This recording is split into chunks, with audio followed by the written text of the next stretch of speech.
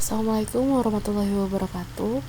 Saya Nur Kofifah dengan NIM 112110985 ingin menjelaskan materi tentang PPh pasal 22 dan dasar hukum, contoh dan penjelasan serta tata cara pelaporannya.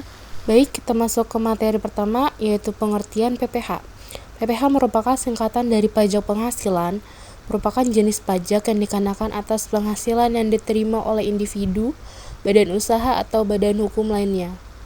PPh terdiri dari beberapa macam seperti PPh pasal 21, PPh pasal 22, dan PPh pasal 23, serta PPh pasal 25. Yang kita akan bahas di sini adalah PPh pasal 22. PPh pasal 22 adalah pajak penghasilan yang dipotong oleh pemotong pajak atas penghasilan tertentu yang diterima atau diperoleh oleh wajib pajak yang bukan merupakan badan usaha. PPh pasal 22 dikenakan atas penghasilan dari penjualan barang, jasa, dan atau penggunaan barang. Kita lanjut ke dasar hukum PPh pasal 22. Dasar hukum PPh pasal 22 terdapat dalam Undang-Undang Nomor 36 Tahun 2008 tentang pajak penghasilan sebagaimana telah diubah terakhir dengan Undang-Undang Nomor 2 Tahun 2020. Di sini ada dasar hukum, tarif PPh, dan contohnya. Kita lanjut ke tarif PPh. Tarif PPh pasal 22 bervariasi, tergantung pada jenis penghasilan yang diterima. Tarifnya biasanya ditetapkan oleh pemerintah berdasarkan Peraturan Menteri Keuangan.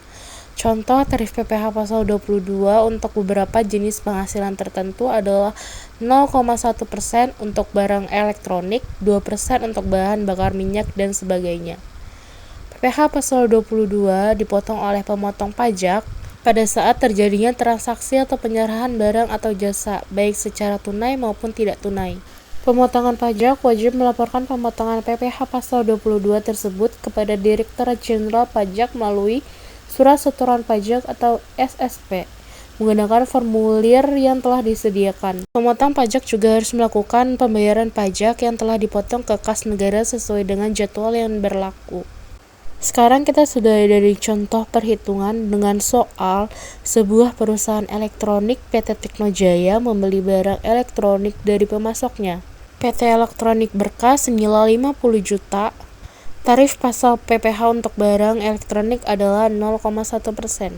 Jadi untuk menjawab soal tersebut, kita memasuki rumus perhitungan PPh pasal 22 sama dengan nilai barang dikali tarif PPh pasal 22 yang artinya 50 juta dikali 0,1% yaitu 50.000. Jadi PT Teknojaya harus memotong PPh pasal 22 sebesar 50.000 dari pembayaran kepada PT Elektronik Berkah. Selanjutnya kita akan memasuki bagaimana proses tata cara pelaporannya.